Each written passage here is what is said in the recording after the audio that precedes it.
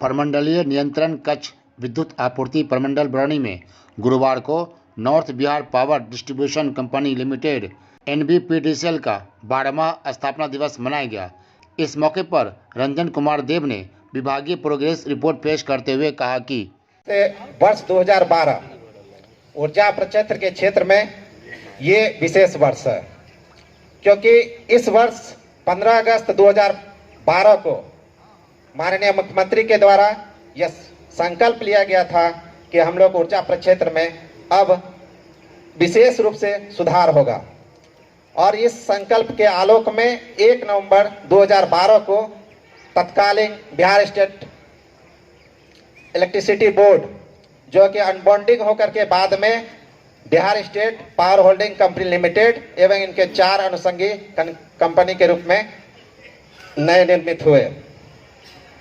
वर्ष 2012 से अब तक हम लोगों ने कई सारे विकास के कार्य किए हैं, जिसमें संक्षेप में कहें तो अगर 2012 में हमारे विद्युत आपूर्ति प्रमंडल बरौनी में सिर्फ 5 सब स्टेशन थे, आज हमारे पास लगभग 14 सब स्टेशन है। उसी तरह से उपभोक्ताओं की संख्या में भी काफी इजाफा हुआ है।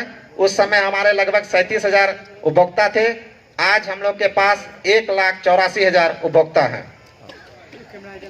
इस कार्यों को पूरा करने के लिए हमारे पास 2012 से हम लोगों ने जो लोकल विद्युत आपूर्ति प्रमंडल जो बिहार बरौनी मुख्यालय के साथ साथ यानी होल्डिंग कंपनी के साथ साथ कदम से कदम मिलाकर के विकास के कार्यों का काम किया है। यहाँ पर जितने भी सब स्टेशन बने, आप देख रहे हैं 50% से ज्यादा इन्हीं 12 वर्षों के कार्यकाल में ही बने हैं। इसी कार्यकाल के दौरान में हम लोगों ने प्रत्येक सब स्टेशन से कम 4 फीडर का हम लोगों ने निर्माण करवाया। लेकिन जब सब स्टेशन का निर्माण हो गया, उसके बाद वर्ष 2016 15 नवंबर 2016 में माननीय मुख्यमंत्री के द्वारा 7 निश्चय योजना अंतर्गत हम लोगों ने हर घर बिजली योजना का शुभारंभ किया था।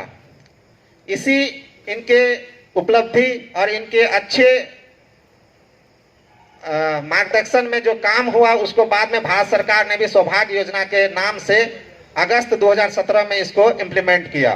तो हमारे कार्य के उपलक्ष्य में ही ये सौभाग्य योजना उसी का इम्प्लीमेंटेशन था। पुनः जो है कि सौभाग्य योजना का जो हम लोग का था 2020 तक में हम लोग को हर घर बिजली का कंप्लीट करना था, लेकिन हम लोगों ने 31 दिसंबर 2018 को लगभग सभी ग्रामीणों को, सभी राजस्व ग्राम में, सभी टोलों में हम लोगों ने विद्युतीकरण का कार्य संपूर्ण किया था।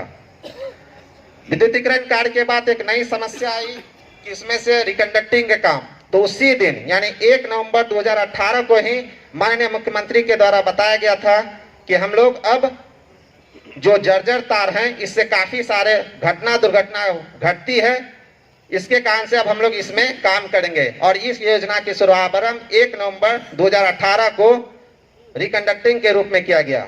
इसके तहत बिहार स्टेट होल्डिंग कंपनी के सभी जिलों में कार्य स्टार्ट हुआ। उसके तरह यहाँ पे भी अवर प्रमंडल में भी सभी प्रशाखा में भी रिकंडक्टिंग का कार्य स्टार्ट किया और इसको भी हम लोगों ने ससमय पूर्ण किया। सारे विकास योजनाओं के साथ साथ हम लोगों ने, चूंकि भारत एक कृषि प्रधान देश है, तो हम लोगों ने किसानों के लिए भी विशेष योजनाएं बनाई।